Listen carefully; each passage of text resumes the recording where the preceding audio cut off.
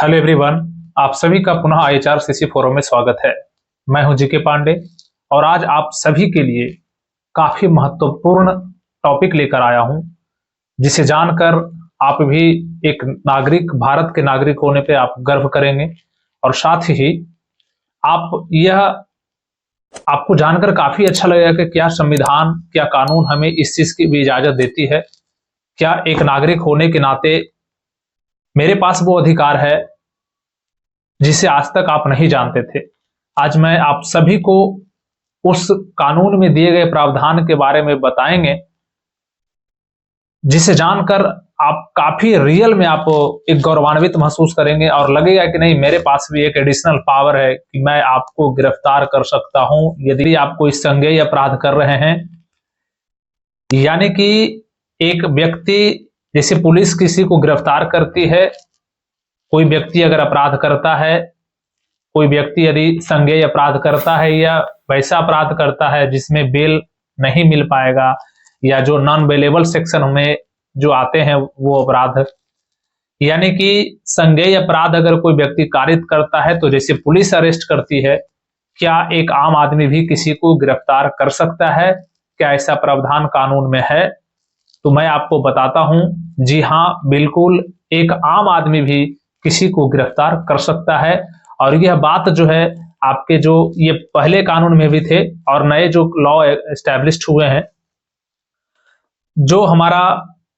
भारतीय नागरिक सुरक्षा संहिता है, तो भारतीय नागरिक सुरक्षा संहिता का सेक्शन 40, भारतीय नागरिक सुरक्षा संहिता की धारा 40 में यह प्रोविजन दिया गया है कि arrest by private person and procedure for such arrest, कि एक प्राइवेट पर्सन के द्वारा गिरफ्तारी और इसकी प्रक्रिया का जो विश्लेषण है वो भारतीय नागरिक सुरक्षा संहिता की धारा 40 में साफ तौर पर वर्णित की गई है कि यदि आम आदमी, इसमें भी 3 सब सेक्शन है, आप समझेंगे। सेक्शन 40 के अंतर भी 3 सेक्शन है, जिसमें आपका अगर समझ में आ जाता है ये बात, तो आप अगर ये बात आप ध्यान में रखते हैं, अगर आपको ये बात हमेशा याद रहता है, तो आप अपने आप में भी एक काफी मतलब मजबूत आदमी समझेंगे अपने आप को। लगेगा कि नहीं, हमको कुछ अधिकार ऐसा है, मेरे वो फीलिंग्स आएगी, क्योंकि जैसे नहीं जानते हैं यदि आप, तो आप लगता है कि ऐसा कुछ नहीं कर सकते या डर लगता है। तो मैं आपको बताता हूं कि भारतीय नागरिक सुरक्षा संहिता की धारा 40 ये कहता है, 40 का सब सेक्शन 1, कि यदि किसी प्राइवेट पर्सन की उपस्थिति में, ध्यान देंगे कि यदि किसी प्राइवेट पर्सन यानी आम आदमी, किसी प्राइवेट पर्सन की उपस्थिति में यदि कोई व्यक्ति संज्ञेय अपराध करता है या अजमानती अपराध करता है, तो वह उस व्यक्ति को, जो अपराध कर रहा उस व्यक्ति को, वह व्यक्ति जिसके सामने अपराध किया है, संज्ञेय अपराध किया है, वह प्राइवेट पर्सन भी उस व्यक्ति को गिरफ्तार कर सकता है।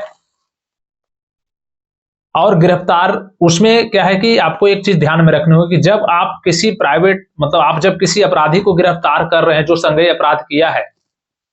या कोई उद्घोषित अपराधी है, उद्घोषित अपराधी का मतलब जो पुलिस से भागा फिर रहा है, जिस पर इनाम घोषित कर दिया गया है, तो ऐसे अपराधी को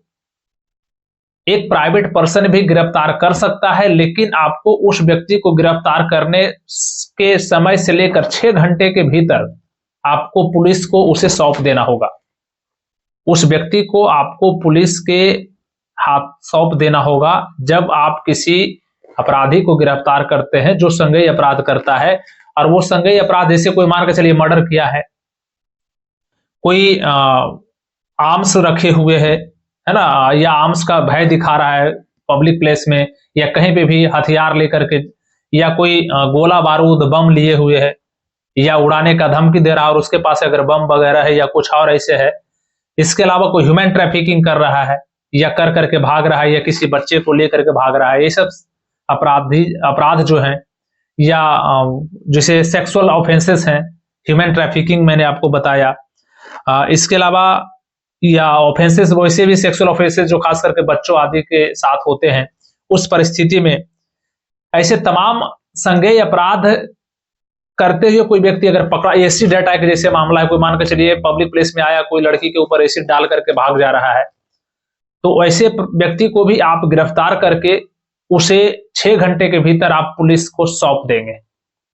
तो ये काफी महत्वपूर्ण बात है कि अगर कोई संज्ञेय अपराध, ये केवल पुलिस का ही ड्यूटी नहीं है, इससे आपका कर्तव्य भी स्पष्ट होता है कि एक प्राइवेट व्यक्ति के पास भी वह अधिकार है जिससे आप आम लोगों की रक्षा कर सकते हैं। पुलिस तो अपनी ड्यूटी कर ही रही है, करे या ना करे वो उसकी अपनी बात आती है, वो ड्यूटी करने के लिए बाध्य है। लेकिन एक आम आदमी भी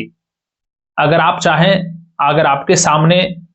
इस कोई भी तरह के संज्ञेय अपराध होते हैं तो आप उस व्यक्ति को तत्काल गिरफ्तार कर सकते हैं, और गिरफ्तार करने के 6 से लेकर के 6 घंटे के भीतर आप उसे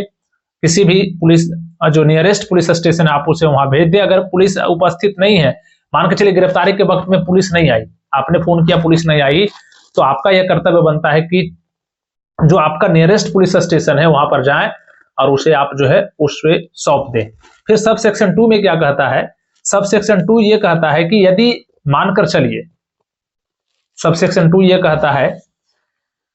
कि वह व्यक्ति सेक्शन 35(1),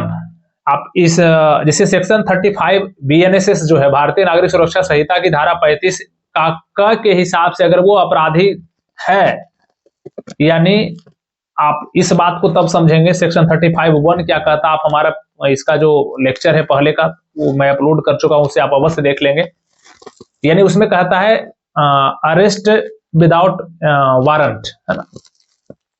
उसमें जो है पुलिस का बिना वारंट के गिरफ्तार कर सकती है कि जब कोई व्यक्ति संज्ञेय अपराध करता है और ये बात पता चल जाता है कि ये अपराधी है, तो पुलिस उसको बिना वारंट के भी गिरफ्तार कर सकती है। वही रूल यहाँ भी फॉलो हो रहा है सब सेक्शन 2 ऑफ 40 सेक्शन में। सेक्शन 40 का सब सेक्शन 2 भी वही कह रहा है कि यदि यह बात स्पष्ट हो जाती है कि वह सेक्शन 35 का सब सेक्शन 1 के अकॉर्डिंग अपराधी है, तो उसे तुरंत कस्टडी में लेगा, पुलिस तुरंत कस्टडी में उसे ले लेगी। इसके बाद मानकर चलिए, इसको ऐसे समझते हैं अब साधारण भाषा में, आपने किसी को गिरफ्तार किया, 6 घंटे के अंदर उसे आपने पुलिस को सौंप दिया, तो पुलिस को लगेगा कि यह वास्तविक अपराधी है और यह सेक्शन 35 के सब सेक्शन 1 के अकॉर्डिंग यह अपराधी साबित होता है, यह अपराधी है या कोई संज्ञेय अपराध किया है, तो पुलिस उसको कस्टडी में ले लेगी। उसके बाद इसी में 40 सेक्शन का सबसेक्शन 3 ये कह रहा है कि मानकर चलिए, जो सेक्शन मैंने 39 इसके पहले लेक्चर में डाला था कि यदि आप नाम और पता नहीं बताते हैं तो भी पुलिस आपको गिरफ्तार कर लेगी, तो ये प्रोसीजर यहाँ भी 39 फॉलो होता है। अब ये फॉलो कैसे होता है? मान के चलिए आपने किसी को गिरफ्तार किया, 6 घंटे के भीतर उसे पुलिस के यहाँ सौंप दिया। पुलिस उससे पूछताछ शुरू करती है कि अपना नाम बताओ, अपना पता बताओ। अगर वह व्यक्ति अपना नाम और पता बताता है या पहले नहीं बताता है या बताने से इनकार करता है या ऐसा नाम और पता बताता है जो गलत है, पुलिस को यह लगता है कि जो बोल रहा है वो झूठ है, तो भी पुलिस उसको गिरफ्तार कर लेगी। या यदि वह पकड़ाने के बाद, मान के चलिए आपने किसी को पकड़ा, उसे पुलिस थाने में दिया, थाने वाले पुलिस जो है उसे पूछताछ करते हैं और वह व्यक्ति सही सही अपना नाम और पता बता देता है और पुलिस को यह बात स्पष्ट हो जाता है कि वह व्यक्ति जो गिरफ्तार जिसको किया गया है वह किसी भी प्रकार से उस अपराध में सम्मिलित नहीं है ना, कभी भी, तो पुलिस उसको छोड़ देगी। तो आपने यहाँ पर 3 बातें स्पष्ट हुई आपके सामने, जो कि काफी महत्वपूर्ण है। आम नागरिक के लिए ही ये चीजें हैं। आप इसे अपने लोगों के पास जितना ज्यादा हो सके शेयर करें और आपको यह जान करके काफी खुशी हुई होगी कि एक आम आदमी को भी किसी को गिरफ्तार करने का पावर कानून दे रखी है। जैसे मैं इसको फिर से थोड़ा सा शॉर्ट में रिपीट कर दूं ताकि आप समझ सके चीजों को, कि एक व्यक्ति के सामने, कोई आम आदमी के सामने अगर कोई संज्ञेय अपराध होता है या कोई अपराधी जो घोषित है, जिसके ऊपर इनाम घोषित है, जो पुलिस से भागा फिर रहा है और वह कोई अपराध में सम्मिलित है, तो आप भी उसको गिरफ्तार करके पुलिस को सौंप देंगे। और पुलिस को यदि लगता है कि यह जो गिरफ्तार किया गया है व्यक्ति, जो कि सेक्शन 35 का सब सेक्शन 1 के अकॉर्डिंग यह अपराध में सम्मिलित है और उसे मतलब गिरफ्तार किया जाना बिना वारंट का उचित है, तो वह उस व्यक्ति को गिरफ्तार तुरंत कर लेगी और उसे समक्ष न्यायालय को जो है भेज दिया जाएगा उस व्यक्ति को। तीसरा, पुलिस यदि आप गिरफ्तार करके उसको पुलिस के यहाँ दे रहे हैं, पुलिस अगर उससे नाम और पता पूछती है, अगर वो नाम और पता बताने से इनकार कर देता है वह व्यक्ति, या ऐसा नाम और पता बताता है जो गलत है, तो भी पुलिस उसको गिरफ्तार कर लेगी। या यदि गिरफ्तार व्यक्ति से अगर पूछताछ के दौरान यदि वो अपना सही नाम और पता बता देता है, तो पुलिस उसको, और पुलिस को यह स्पष्ट हो जाता है कि वह व्यक्ति इस अपराध में शामिल नहीं है, तो पुलिस उसे छोड़ देगी। तो ये आपके लिए सेक्शन 40 जो है भारतीय नागरिक सुरक्षा संहिता का धारा 40 आपके लिए काफी महत्वपूर्ण है। इसे आप अपने लोगों में शेयर करें, और अधिक कानूनी जानकारी प्राप्त करने के लिए और बिल्कुल साधारण शब्दों में कानून की भाषा समझने के लिए आप हमारे चैनल को अवश्य फॉलो करें, ताकि एक आम व्यक्ति भी अपना अधिकार जान सके। और इसमें केवल ड्यूटी मेरा ही नहीं, आप सभी का यह कर्तव्य बनता है कि आप भी लोगों को जागरूकता में अपना योगदान दें, और यह योगदान एक सशक्त नागरिक बनने में आप सभी का काफी योगदान देगा। मैं तो प्रयास कर ही रहा हूं, आप सभी का यह कर्तव्य बनता है कि आप लोगों तक ये बातें पहुंचाएं कि एक आम आदमी का क्या अधिकार होता है। तो इन तमाम शब्दों के साथ पुनः आपसे निवेदन है कि हमारे चैनल को सब्सक्राइब करें,